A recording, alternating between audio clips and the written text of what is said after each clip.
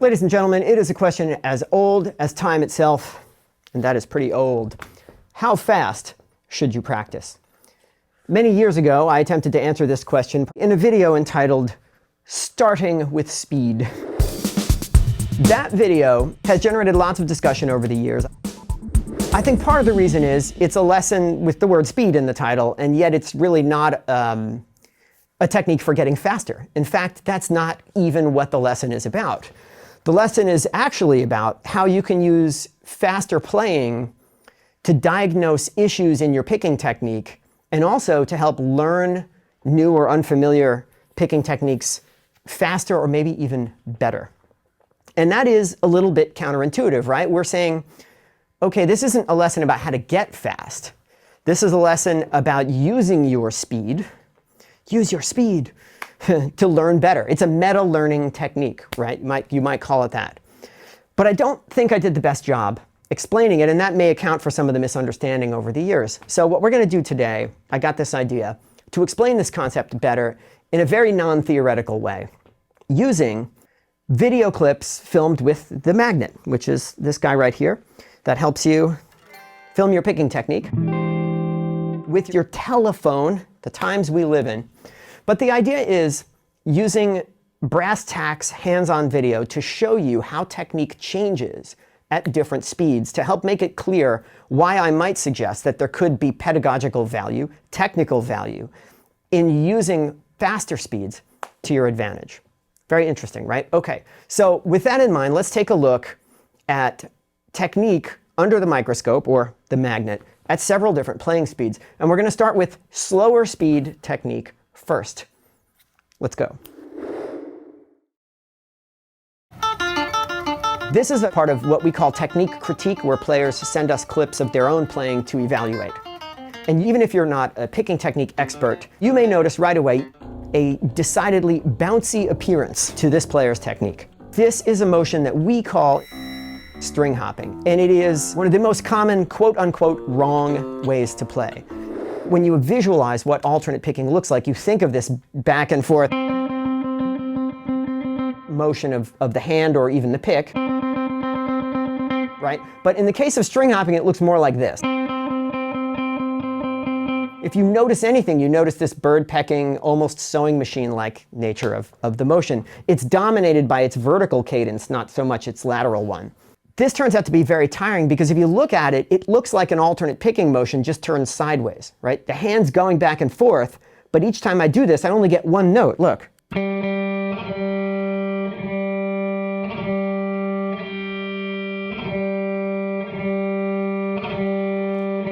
It's like I'm making an alternate picking motion where only half the pick strokes are actually doing anything. So it's going to be tiring because I'm essentially throwing out half the motion. And that's the main problem of string hopping. Now, the other problem of string hopping is even more insidious. If you watch this clip, you'll notice that even though the player is supposed to be making a back and forth, or at least a sideways motion of alternate picking, there are moments when he doesn't even do that and just does two downstrokes or two upstrokes in a row. Pretty crazy, right? If you're doing alternate picking, how do you accidentally do two downs or two ups and not notice? Well, you might not notice if the motion that you're using is so inefficient and your speed ceiling is already so low, the motion is already throwing away half the pick stroke, so it just doesn't matter. So string hopping is a nefarious foe that you might say, well, this is like terrible. Why would anyone do it?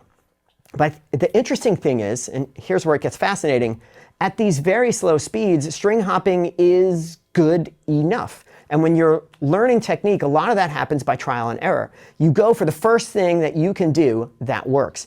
And over the years, I've had occasion to film people who are absolutely brand new with picking technique, new adult players, kids even. And when you give them a pick for the first time, it's not really surprising that one of the first things they try to do is make like a tapping or hitting or hammering motion against the guitar body. Because this kind of motion is sort of an elemental wrist motion. In fact, there's a lot of research behind this particular motion, the dart throwing motion, having evolved potentially to increase clubbing speed, if you can believe it.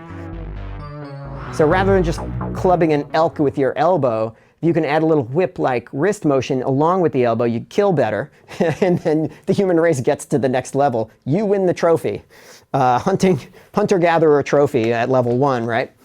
So when you go to learn instrument technique, there is some suggestion that you're leveraging skills you may already have, and this, being one of the simplest, is just one of the first things you try. And guess what? At slow speeds, it works, right?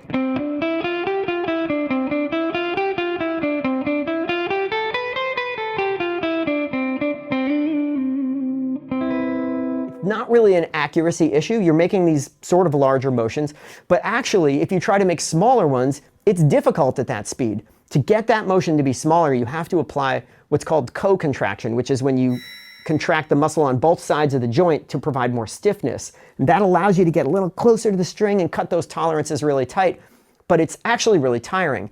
If you take your mouse on your desktop computer and you set the speed to high, and then, in other words, you set it so that a small wrist motion makes the cursor go flying across the screen. And then while that setting is on high, you try to then move the mouse a very small amount of screen space, you'll find that it's actually really difficult to do. You have to tense up quite a bit to get it to go very precisely. It's really tiring. It's easier to make the bigger motion. It's not as co-contracted. There isn't as much stiffness to the joint. You can just let the range of motion be what feels easy and do that. And I think that's one of the main reasons why string hopping exists. A, it's an elemental motion that people already know how to do. B, motor learning is a trial and error process. You do whatever works first, not necessarily the best, but works first. And 3, string hopping as an engineering solution to slow picking is actually not that bad, right? So you can actually play. Works fine, right? As long as you stay at that speed, you're below the threshold where the fatigue builds up. The speed limiting doesn't really matter. The fact that it's not that efficient, you're throwing away half the motion, doesn't really matter that much. Everything works. You're done. Move on to the next project. Fascinating subject, but at very, very slow speeds, the most inefficient motions you can make dominate. And not only that, but they're natural, they're easy to learn, they satisfy all the conditions for good technique, ironically, right? So what happens if we look at slightly faster speeds? Well, let's take a look at the slightly better version of string hopping, and let's take a look at a slightly better guitar player. Okay, this is the incredible Andy Wood. And surprisingly, at slow speeds, what do we see? A sort of bouncy motion that kind of looks like string hopping. In our series of workshop interviews with Andy Wood, we subjected him to all manner of technical torture, including having him play the Paul Gilbert ascending sixes lick at various speeds, all the way from super slow to fast, and that's this lick. And basically you're overlapping groups of 3 notes across pairs of strings, so you start over again on the string you just finished. And it's really interesting to watch what happens as Andy starts very slow and then speeds up. So at these slower speeds, you notice there's a distinct bounciness to the motion. Now technically, we would call this a double escape motion. And what I mean by that is that you have the plane of strings and the pick comes down to hit the string and then goes back up again. So it makes what looks like a U shape in the air. Now escape motion is one of those cracking the code concepts that we pioneered that were not really mainstream guitar instruction concepts at the time. And the idea is basically that the pick has to not just go back and forth, but it has to travel some sort of pathway in the air. And it turns out that this pathway is how you get from one string to another. If you just made a straight line motion, you would hit something. So picking motions very often move away from the guitar body, or escape, which is basically this. There I've escaped on the downstroke, and I can escape on the upstroke. But if I make a picking motion that does what string hopping does, then I'm escaping twice on every motion because I'm making a U-shaped motion and the pick hits the string at the bottom, right? So string hopping is a kind of double escape motion. It's just the worst kind, right? Or at least the worst kind for high-speed playing. Well, what Andy is doing here at sort of these medium speeds is the better kind of string hopping, if you want to think of it that way. It still has sort of bouncy appearance, and there may be even a speed limiting component to it, but it's not wrong for the speed at which he is playing. And let's take a look at what happens when he speeds up. That was warp 1. Let's go to warp 2. Okay, it's still double escapey and still sort of bouncy in appearance. Now here's where it gets really interesting. Let's check out warp 3. But this is fascinating because at the beginning of warp 3, you can see he's still making the U-shaped motion, but right here, boom, switches. That's not the same motion anymore. Essentially, Andy has switched escapes from double escape to a single escape motion that makes more of a straight line or diagonal line motion across the strings.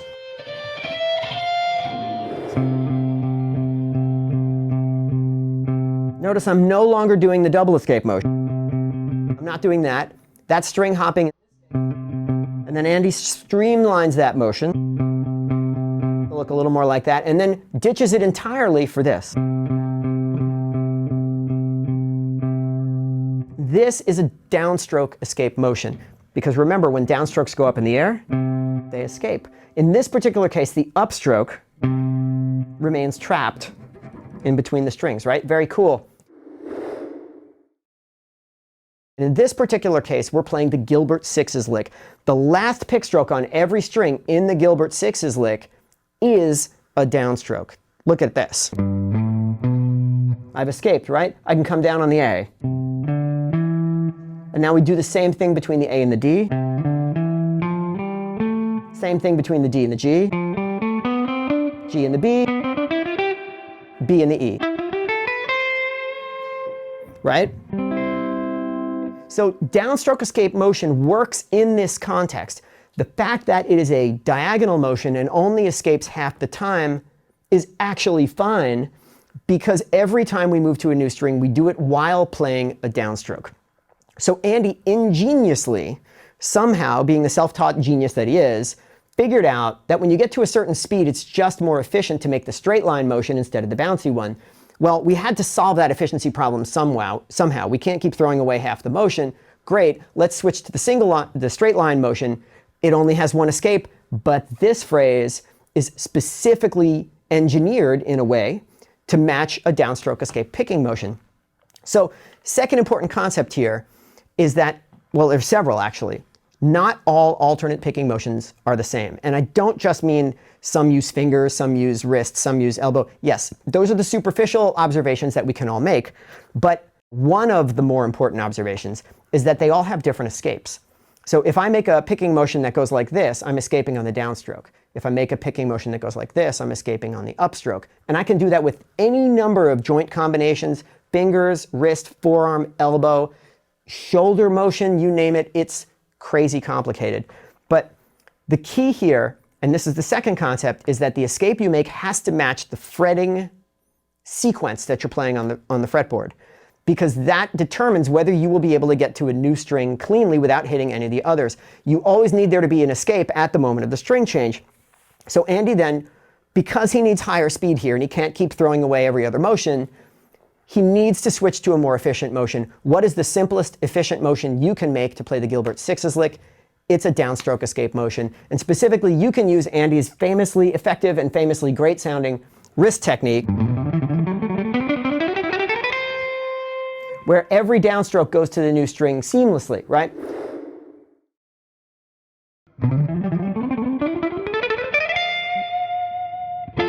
Okay.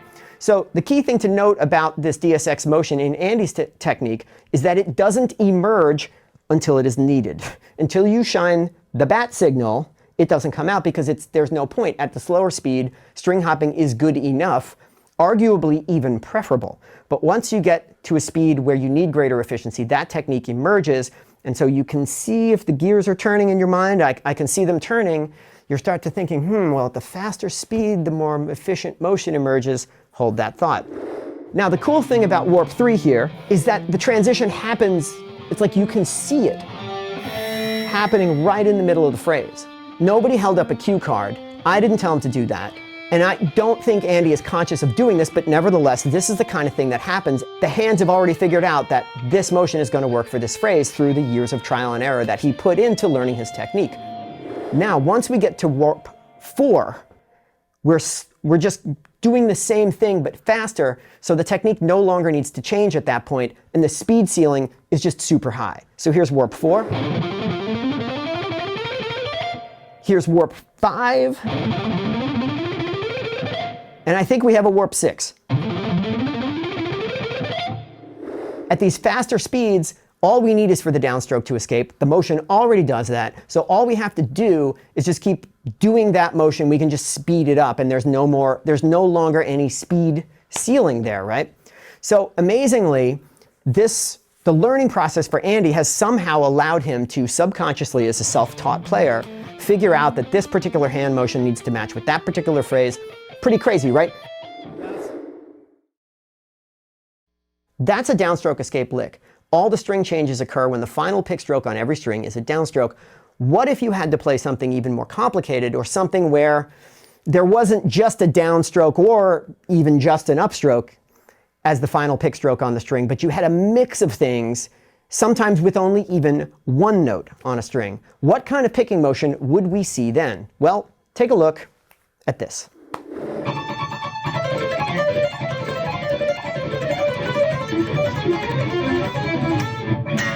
Okay, I'm using an example from my own playing here. This is an arpeggio pattern that we lovingly call the too many pattern because it features prominently in Steve Morse's Too Many Notes.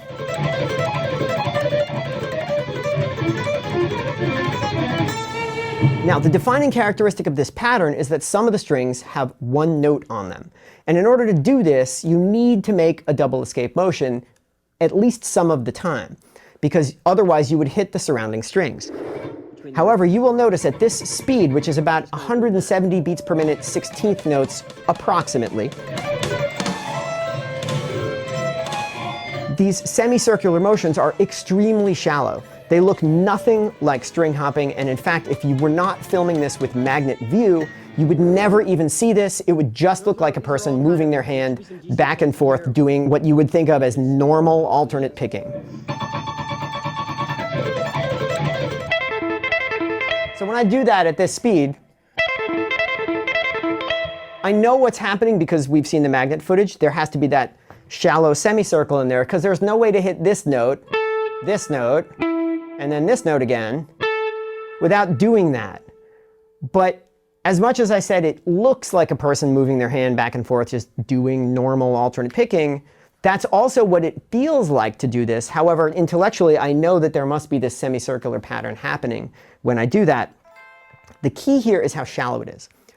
The shallowness is where the efficiency comes from, because now instead of making two vertical motions, one towards the string and one away, I'm essentially making more or less a sideways motion, just with a little concavity, actually. So it is much easier to go like this fast than it is to do this fast, while radically changing the direction of the pick. And Tomo, on our team, who is an actual professional physicist, has quoted to me the formula, which I will no longer remember, but he can tell you, that actually describes how much force it takes to change direction when you're going at a particular speed. Welcome to Newtonian Picking 101. The force required to change the trajectory of an object without changing the speed is proportional to the curvature and to the square of the speed. So this trajectory has less curvature and requires less force to make this change of direction. This trajectory has a lot more curvature and it will require more force. So in short, tighter turns require bigger forces. Let's look at the formula. Of course, we all agree that the best mathematical model for a guitar player moving a pick is a point particle in the vacuum of space moving on a circular trajectory. Well, actually not the whole circle, but a little portion of it, called an arc. V is the speed of the pick, R is the radius of the circle, and M is the mass. F is equal to the mass times the speed squared divided by the radius. And also the force must point towards the center of the circle in order to change the pick's direction without changing the speed. Now, if we make the radius r larger, the curve becomes flatter, and we need a smaller force to keep the pick on this path. If instead we make the radius smaller, we have a more curved trajectory, or a steeper turn, if you will, and the force required to do it gets larger. So now we know why fast picking motions tend to move along straight lines or very gentle curves. I guess all that's left for me to do is wait for that phone call from Sweden.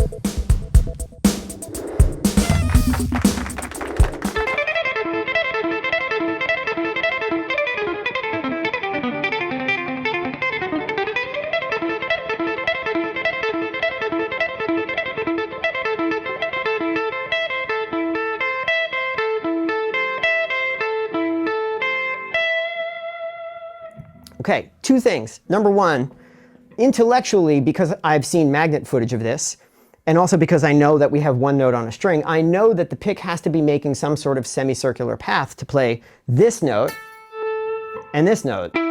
So I can do two notes, but then I've got one, and then one, and then one, again, and then back to the two. So at least for those moments where I have one, one, and one, there's got to be some kind of semicircular motion happening at least some of the time. Intellectually, I know this to be true. However, proprioceptively, I can't tell that that's what's actually happening. I just know that in order to go that speed, there has to be a semicircular motion, and more importantly, it has to be shallow. It can't be the vertical V of string hopping, because then I'd never be able to reach that speed. I'd be throwing away half the effort again. But if I just play this and then slow it down, watch what happens.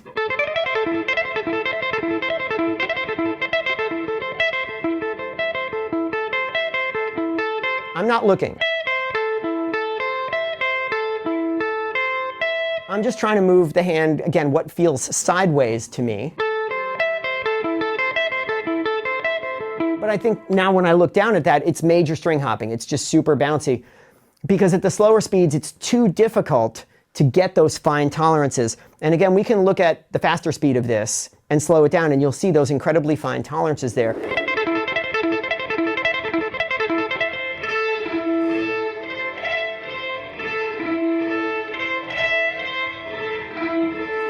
If I try to mimic that at a slower speed, I mean, I'll literally try to do it. I mean, I don't even know, do I look while doing it? How do I even know how to get just over the top of the string without hitting it?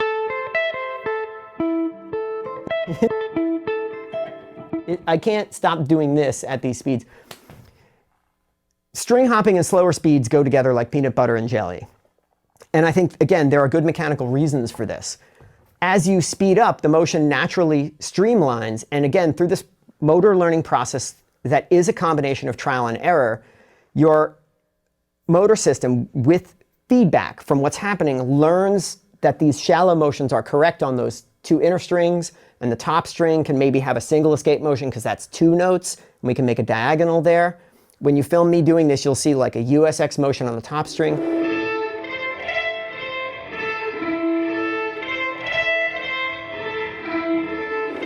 And then double escape for the two inner strings.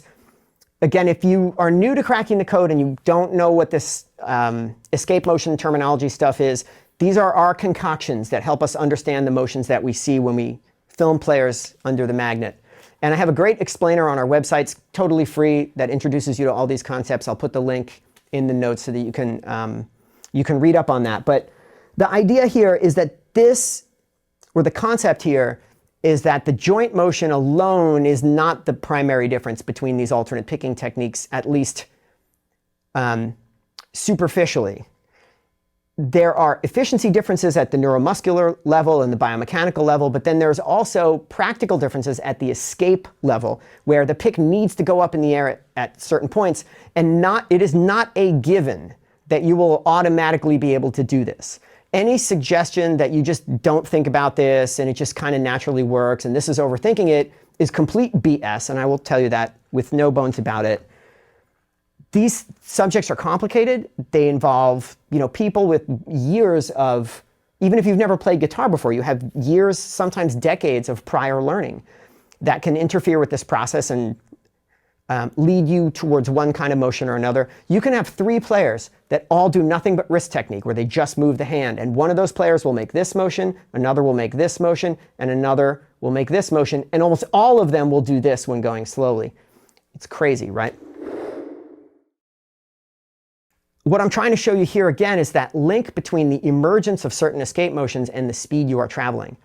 When it comes to double escape technique, it is extremely difficult, if not practically impossible, to simulate the shallow semicircle of fast double escape while playing slowly. Any suggestion that you can do this and then slowly speed up while memorizing the correctness of it is immediately defeated by the very simple presence of a camera, which shows how difficult it is for me to even replicate that technique while going slowly, let alone do it perfectly and then speed it up. Now, even if I could, let's say that I could copy the motion perfectly, because some of these techniques, the single escape ones, I can copy them, right? So I spent years as a USX player. Just to give you an example, that's this. That's where the upstroke goes up in the air. And there's 100 ways to do this also. You can do it with gypsy technique like I'm doing here. Where I have this, the baby cradling slouch, right? So the downstroke traps like this. And then the upstroke escapes. I can do this slowly, because when you do the rest stroke, you just stop. Like that, right? So I can mimic it. And there's my escape. Down, up. But it feels nothing like doing it for real. It is very possible that you can mimic this slowly, while also having absolutely no ability to do this. Because the feeling of doing this is so radically different. So just because you can do a thing slow also bears no relation to whether you will actually be able to do that thing fast. And doing it slowly and trying to speed it up isn't likely even doing the same technique as the fast technique. Sometimes it looks that way, especially if you can already do a thing.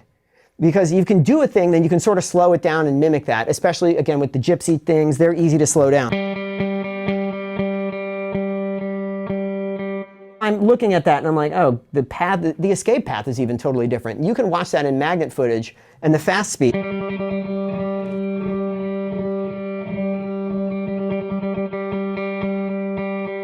Not even, I mean, I can tell already that the faster one was doing this and the slow one did this.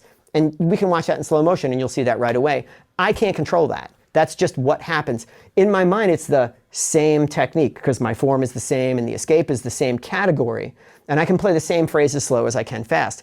But mechanically, I look at that, I know it's not the same motion. Because the fast technique is on a kind of autopilot. It uses some specific mixture of wrist and forearm joint, in my case, when I'm doing the gypsy technique. And I don't even know what those muscles and joint motions are. I just know that I learn them at that faster speed in situ at that speed by having the overall form and the feel of the motion, right? Okay, so these are 3 examples, just the first 3 I could think of off the top of my head while I was driving to the studio today. They are not cherry-picked. I could literally show you hundreds. If you look at all the critiques that we've done with players who come to us for advice, I could literally show you hundreds of examples like this, where a person is trying to imitate something at a slow speed, does it at the faster speed, and gets a completely different result. Not even a bad result, just a different one, a different technique that is not the same as the one they were trying to learn at slow speeds.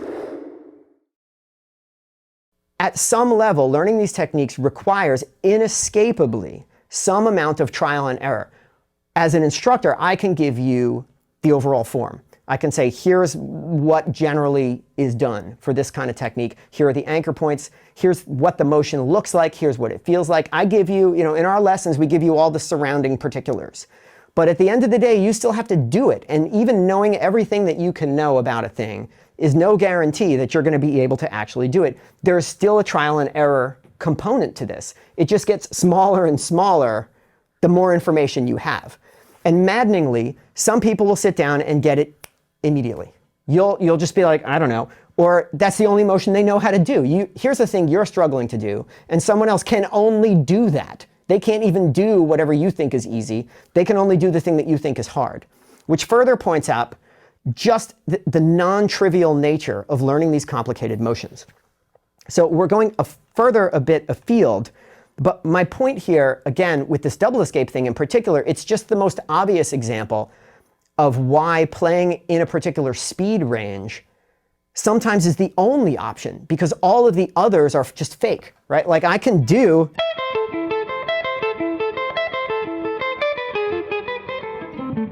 but that's not real. And repeating that 1,000 times isn't going to make me any better at doing the fast thing, because the fast thing looks, sounds, and feels so radically different, it's just not the same skill, right?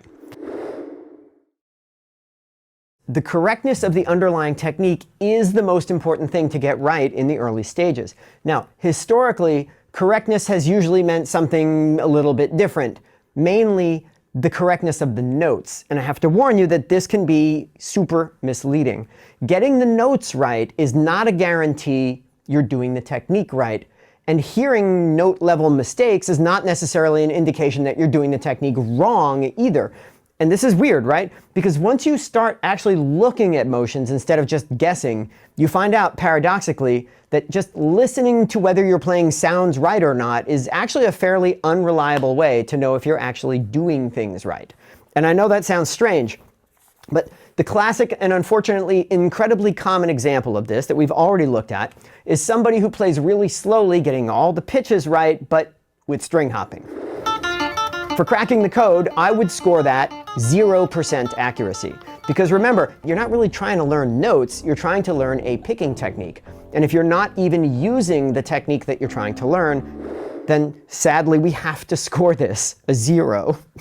Now, in the modern times, if you're following along with cracking the code, you will have already tested your tremolo, you will know from your magnet footage what the escape is, and if it's us, the instructor team at Cracking the Code, and we are looking at your technique, we might even know just from the wide camera what your escape is, just because some of these techniques are so common and the overall look and form of them are so recognizable. But we still want to see the close-up footage if you have it, just for, belt and suspenders, as we say. Now, once we know the escape, we give you the simplest picking pattern you can find that matches your escape, and then we play it beyond warp 3 or whatever the equivalent is for that phrase. So, for example, if you are a DSX player, you have a DSX tremolo. We've already made sure that it's fast, it's easy, it sounds good.